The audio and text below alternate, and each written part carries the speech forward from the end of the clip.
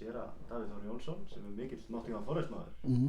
Davíð, það mikið gengið á í skíriskoði undanfarið. Það búið að vera vandræðilegt að fylgjast með þeim eins og maður hefur verið fær að fylgjast með en ég trúi því að það séu betri tímar framöndan núna eftir þessar síðustu vendingar.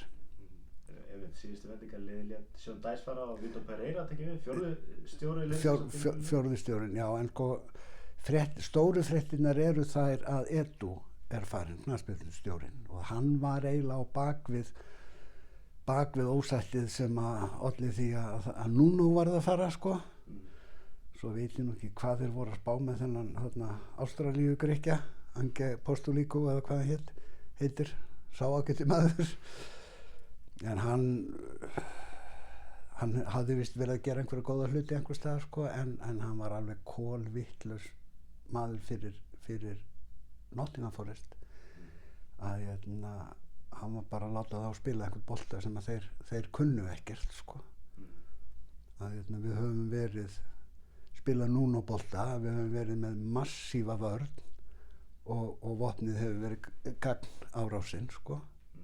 Skorað mörg glæsileg mörg, þannig að við unnið leiki sem við áttum að tapa því að við bara áttum okkur plan og héldum við það eins og árið þegar við unnum Liverpool á Anfield. Það var góður dagur. Þannig að nú þessi Pereira kominn, hann var vist að gera góða hluti með Wolves í fyrra. Svo fór hann illa af stað í ár og Wolves eru náttúrulega í tómu tjóni og eru á botninum. En ég vona að hann fari að sýna okkur aftur Forest-liðið sem við þekkjum og elskum. Það er Forest-liðið sem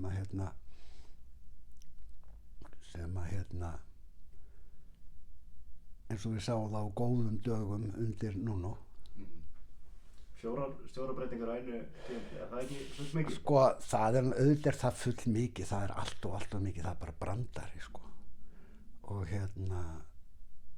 Og stórhættulegt, en við verðum bara að horfast í augu við að markmið okkar núna er ekki að komast í efri hluta deildarinnar, markmið okkar er ekki að ná í Evrópusæti aftur, það er bara, hefur gengið of illa til að við getum gert okkur vonir um það. Markmiðið er að falla ekki. Sem er svolítið vonbrigði, en samt, sko, þegar við fórum upp þá var okkur spáð beint niður og þá var sett það markmið að falla ekki og árið eftir var sett það markmið að falla ekki. Svo kom bara þetta draumatímabil, þannig að maður fór að gera sér vonir og væntingar kannski einhvað pínlítið meira heldur en bara það eitt að falla ekki. En þú áttaði á því það að Nottingham Forest skildi ekki falla beint eftir fyrsta tímabili sitt í úrvalsdeildinni. Það er besti árangur sem Forest hefur náð í 25 ár. Þannig að það var bara mjög gaman að vera Forest-maður þá, sko. Eins og ég segi, með Edu farinn og með þennan Pereira sem er Portúgali eins og Nuno, er ég að gera mér vonir að þetta fari að lagast og við erum ekki í fallsæti, ég man ekki hvort við erum einhverjum 7 stigum frá fallsæti en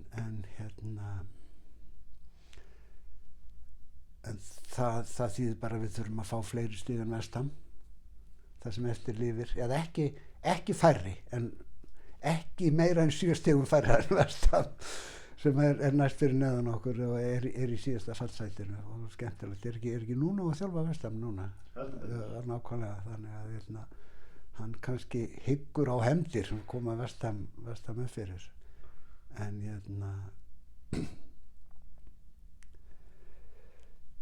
við verðum bara að bíða og sjá hvað setur. 4. stjórinn, vonandi nær hann að halda okkur uppi og svo getum við á næsta tímabili farið að setja okkur hálítari markmið en það að bara eitt að falla ekki, sko.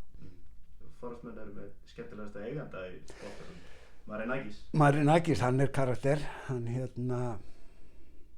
sko, hann var náttúrulega kominn svo himnasending vegna þess að Forrest var búið að flakka á milli mjög skrítina eiganda og dúbíus karaktera og menn sem að eiginlega kunni ekkert að eiga fótboltalið. Og hvað svo sem segja má Marinakis, hann hefur nú verið bendlaður við eitt og annað, jafnvel ólöglegt ef ekki allavega svona á mörkum hins löglega, en þá allavega hann kann að eiga fótboltalið, hann á fótboltalið á Grikklandi og víðar og þetta kann hann sko. En hann er blóðheitur og skapstór og það er gaman að fylgjast með honum sko, það fer ekkert á milli mála hvort að hann er ánægður með sína menn eða ekki, það sést utan honum langar leiðir. En það er annað sem að þeir hafa gert sem Nottingham Forest gerir og Marinakis leggur mikla áherslu á að Forest geri, og það er að styðja við alls konar mannúðar og íþrótta samtök í Nottingham. Að það er einhvað utandeildarlið sem æfir þarna og það var brotist inn á svæði þeirra og einhverjar rosalega skemmdir unnar, og Marinakis bara dróð upp veskið og sagði bara þetta er gjöf til ykkar frá Nottingham Forest að þið hafið verið að vinna það samfélagslega mikilvægt starf í íþróttum fyrir ungmenni í Nottingham, við njótum góðs af því, þannig að leyfið okkur að gefa ykkur peninga til að bæta það tjón sem þarna var unnið. Þannig er hann vinsæll meðal stuðningsmanna? Hann er mjög vinsæll meðal stuðningsmanna og vinsæll í Nottingham. Maður sér það bara, maður er á einhverjum síðum og svona að þeir elska hann sko. Að því að eins og ég segi, hvað svo sem segja má þennan mann, að þá kann hann að eiga fótboltafélag og hann áttar sig á mikilvægi þess að félagið hafi góða ímynd í nærsamfélaginu þess að það starfar og það hefur gerst mjög áberandi. Það var ég veit ekki hvort það var skilgreint sem hryðjuverkaárás í Lest, þar sem óður hnífamaður gekk og snakk, og það var sem sagt Forrest maður sem býr í London var í lestinni og hann gengur á milli og stöðvar manninn og nær eitthvað afvopnan en slasast mjög mikið sko, og en nær að bjarga einhverjum hans lífum vegna þess að nær að afvopna manninn þó hann sé svo alblóðugur og illa skorinn á annar hendi og nær sér sennilega aldrei. En þú veist, hann fær bara boð frá Marinakis og Nottingham Forest, bara þú ert fyrirmynd annarra Forest aðdánda, maðurinn er náttúrulega hetja sko, þannig að hann er samstundis gerður að heiðursfélaga og gengur þarna og hittir strákana og var með sér boðið með þeim í Evrópuferð þegar þeir fóru ég man ekki við hverja þeir voru að spila, að hann fekk að fara með þeim og sitja í rútunni með þeim og spjalla við þá sko, og eins og einhver sagði þessi maður þarf ekki að borga fyrir bjóri sinni í Nottingham þar sem hann á eftir ólifað. Svona rétt í lokin til að kjartna þetta, það eru bjartir tímar framöndan eða hvað? Sko, það hefur verið erfitt að vera Forrest maður.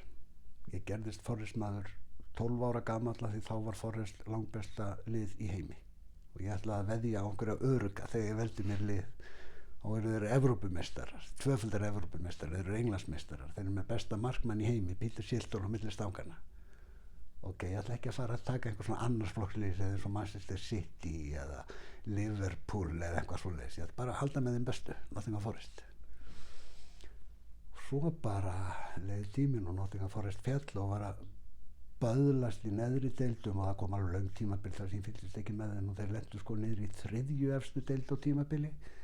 Einhvers þar las ég að þeir eru eina liðið sem hefur orðið Evrópumeistari í félagsliða sem hefur fallið niður í 3. efstu deild síðan. Þannig að þetta er búið að vera mjög erfitt. Þannig að það var bara hátíð og skotið upp rakettum þegar við fórum loksins upp og það búið að vera rosalega gaman síðan, en er maður búin að vinna sér inn fyrir því, finnst mér, að það sé svolítið gaman núna eftir öll þessi ár í niðurlægingu og basli í neðri deildum og eiganda og sem vissi ekkert hvað hann var að gera sko. Þannig að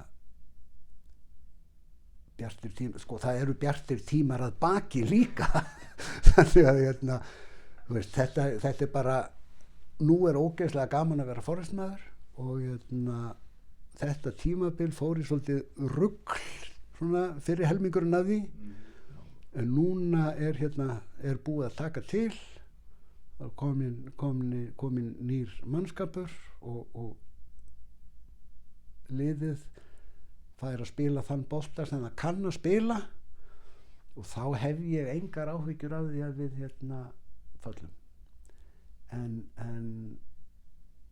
já eins og ég segi svo bara bíðum við eftir næsta tímabili til þess að fara að setja okkur hálítæra markmið en það eitt að falla ekki